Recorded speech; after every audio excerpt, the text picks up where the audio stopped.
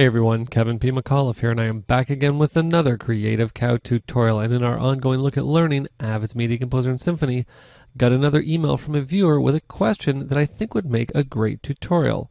He asks, "Hey Kevin, love your tutorials. Wanted to know how easy it is to create a video viewfinder inside of Media Composer or Symphony, or is this even possible? Thanks, Jim." Well, let me tell you something, Jim. You can obviously go out and you can buy third-party plugins to create this type of effect, or you can create a basic, or to be perfectly honest, you can create really as an advanced a video viewfinder inside of Media Composer or Symphony as you want. And believe it or not, it's actually a lot easier than you might think. It just requires a little bit of forward thinking and a little bit of skill inside of my favorite application, the basic title tool. Okay, short introduction here. Let's just get into Symphony and let's get started. Okay, so let's Alt-Tab into Symphony, obviously Command and Tab for all my Mac friends out there. And first thing I need to do is to open a bin. So I'm just going to open the graphics bin because we are going to be creating a standard title. So I'm going to want to have the graphics bin open. Now, like I said in the intro, you can make this as simple or as complex as you want. Now, in most cases with video viewfinders, they're really stationary. There's not a lot of animation except for that flash and record light, which we're going to get to in just a second. So let's just create the standard sort of bounding box that you normally see sort of around the picture, signifying what is actually safe picture. So all we're going to do this is we're actually just going to use, we're not going to use the line tool, I'm just going to use the rectangle tool because it's just easier to use. And we're just going to create some lines. Nothing too fancy. We're just going to position it in the upper left-hand corner. And what I'm going to do is I'm going to copy this, Control-C, Command-C on the Mac. And I'm going to paste it, Control-V or Command-V on the Mac. And we're just going to repo this right down here to the bottom here. There we go, lower left-hand corner. Perfect. I'm going to do it again, copy-paste. And we're going to place this on the right-hand side, right over here. And last but certainly not least, up on the right-hand side as well. Copy-paste again. And let's just slide it up here. Sometimes they're a little tricky to grab only because they're a little bit thin. There we go. Perfect. Okay, so now we have one in the upper left, upper right, lower right.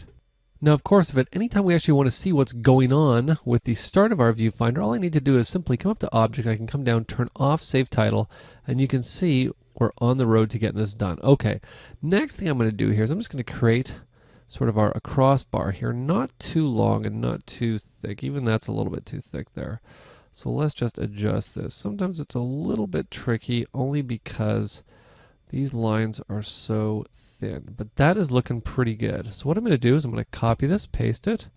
I'm going to slide it over here like such, and what we're going to do to create the bottom ones, believe it or not, very easy. Let's just make sure that looks okay. I think that actually might need to come up just a little bit. It's a little bit hard to tell. I think it's actually okay for the purposes of what we're doing. What I'm going to do here is just select both of these. I'm going to hit Control and C on Windows, Command and C on the Mac, and then we're going to paste this again. Control and V on Windows, Command and V on the Mac. I've got both of them, so we can just slide them both right down to the bottom here, just like such. And that is looking pretty good. I think I'm just going to adjust this. Maybe it's a bit of an optical illusion where I'm sitting, but I think that's actually much better right there. Okay. So what I'm going to do now is I've sort of got the bounding box created. Now I'm just going to create a little crosshairs right in the middle. Like I said, you can make this as simple or as complicated as you want. You can add sort of, little boxes over here. But what we're going to do is we're just going to add a bit of a crosshairs in the middle. Then we're going to add the date, and then we're going to add the record, the REC letters, obviously with the red circle that's going to flash on and off. So what we're going to do again here is I'm just going to now, since I don't know exactly where the dead center is, I'm just going to kind of guess. We'll say it's sort of right about here. I'm not going to make this too big. Even that might be a little bit too big. I think I'm sort of okay here. Just make the across, again, not too thick. That's probably a little bit too thick. I think the other line is a bit too long too. Let's just shorten this up here. That's actually much better. I'm actually much happier with that. And we're just going to create our crosshairs kind of like that. Like I said, this might be a little bit big for your liking, but you can obviously get in and adjust it however you like later on. Now I'm just going to kind of leave it there. I'm going to guess that that's dead center. What I want to do now is I want to get in and I want to add in our date. Now, of course, when we're creating this, we're going to need a fancy font. And when I say a fancy font, I mean a really old school, basic-y MS-DOS type of font. And I actually found a great free font here. What I'm going to do is just come into my font list here. And I'm just going to punch in Pro, and the font is actually called Pro Font Windows. If you go into Google, type in Pro Font Windows, you'll be able to find this font. Absolutely free font. And what I'm going to do here is I'm just going to type in today's date. Today is April. We'll do it in all caps here. It's April, and we're in 2013. Now, of course, if I wanted to, I could add the time underneath this. Well, maybe we'll make this about 32, I think. That's not too bad. We'll sort of place it right over here. Why don't we just do the time as well? I'm just going to say it's about 8 o'clock at night. So I'm going to copy paste that. I'm going to come down here. We'll say 8. Let's do 8:06 p.m. Why not? Of course, p.m. would be capitalized. There we go. Okay, so what I'm going to do is I'm just going to right justify this. Just get everything all lined up. Kind of like that. There we go. And we're going to, again, just bring this down a little bit here. Now, if you wanted to get really fancy, like I said, what you could do is you could have your colon here flashing on and off. You could have the time changing however you wanted to. Now, I'm just going to put the safes back on. And what I need to do next is I need to put the big record up in the upper left-hand corner. So what I'm going to do is just come to my text tool. I'm going to type in REC. Now, what I think I'm going to do for the record, we'll just change it up a bit. Another great font is called Mode 9. Sort of a, not as blocky as that MS-DOS type of font, but still looking sort of very technical, very terminal-y here. What I'm going to do is just place this in the upper left-hand corner, and of course to go with our REC to signify that we're recording, we also need that flashing red beacon that we always see. I'm just going to grab the circle tool here. I'm going to hold Shift on the keyboard on both Mac and Windows to draw a perfect circle. Let's just change the color up a little bit here. Of course we want that stark, bright red color, just like that. Very nice. So what I'm going to do is I'm just going to close the title tool here. I'll say save. We'll call this Viewfinder record light on, which is fine. I'm simply going to say save. And there we go. Now the only thing I'm thinking when I see this is it's a little bit too big. Now what I'm going to do to get in and edit this title is simply hold Control on Windows, Command on the Mac, double click on the title. And I'm just going to shrink down that record light a little bit just because I think it's a little bit too big. Nothing wrong with having it big, but we just don't want it too big. Okay. Move this over a little bit. Very nice. Just save this out again. Now, of course, remember by doing things that way, the way that I just did it, when I save the title out, it's not going to create a new title. It's just going to simply save over top of the title that was previously there. So what I'm going to do here is I'm just going to pick a clip to work with here. And why don't I take something, I don't know, why don't I take looking up here? And I'll just come in, I'll just grab one at random here. Sure, why not? I'm going to take this entire clip, hit T on the keyboard on both Mac and Windows to select the whole thing. I'm going to hit B on the keyboard on both Mac and Windows, B as in overwrite edit. B to edit that clip into my timeline. What I'm going to do here is actually just open my sequences bin here first. Let's try that again here. B, drop it into sequences, perfect. And I'm going to create a new video track by pressing Control and Y on Windows, Command and Y for all my Mac friends out there. And let's just select just video 2. I'm going to come back to that title here. Let's just close looking up because I don't need that anymore. Just come back to our graphics bin. There it is right there.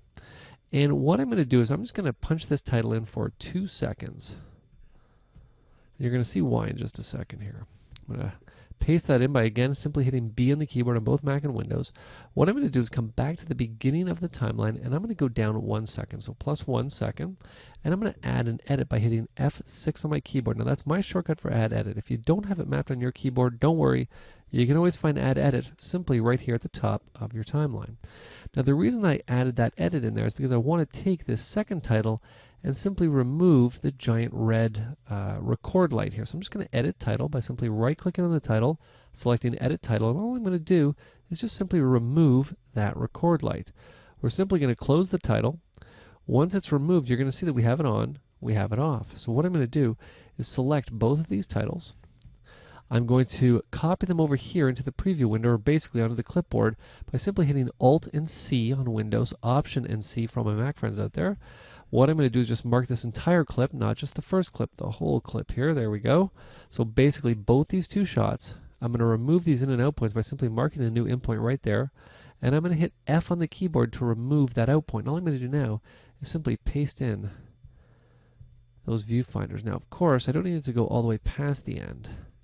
But now when I come back, take a look at what I have. I've basically built my own viewfinder. So it basically makes it look like I'm shooting this with a camcorder. Now, of course, if we wanted to push this a little bit, now this is one more so directed towards the Symphony people out there. Why? Because they have Boris Continuum Complete given to them when they make their Symphony purchase. But maybe you already have Boris Continuum Complete or another effects package that has the effect that I'm going to use in it, which is, of course, scan lines. What I'm going to do Simply hit Control and 8 on Windows, Command and 8 on the Mac. And what we're going to do is head on over to the Stylized section of Bohr's Continuum Complete. And of course, I'm going to grab Scanline right there. I'm simply going to take it, drag it right over here, drop it into my timeline. And what I always like to do is just create some presets here. Or actually just drop a preset and not create any, just drop one in. What I'm going to do is just click on the preset drop down. And let's come down to Fine Offset. That's looking pretty good. What I'm going to do is simply render the bottom layer out by simply hitting Shift F2 on the keyboard, which is my shortcut for render. Of course, if you don't have it mapped, you can always find Render Effect right here at the top of your timeline. Shift F2, we're just going to render this out. The effect actually renders pretty quick. I mean, you're taking a look at this clip. This clip's about 10 seconds long. It's going to take a little bit more than real time to render this out. But what we're going to have in just a second here is the exact effect that we want rendered out, just like it was shot this way originally. Very, very, very cool. So I hope this tutorial has shown you how simple it is to get in and create a video viewfinder effect right from within your Media Composer and Symphony timeline. And as easy as it might be to go out and simply buy a plugin that will do this type of effect, sometimes you don't have the budget, and in most cases you're not going to find this as a single effect.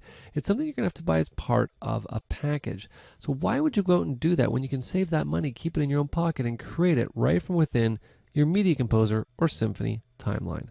So if you have any questions, you have any comments, or you have any tutorial requests, you can send them to kevinpmcauliffe@gmail.com. This has been Kevin P. McAuliffe.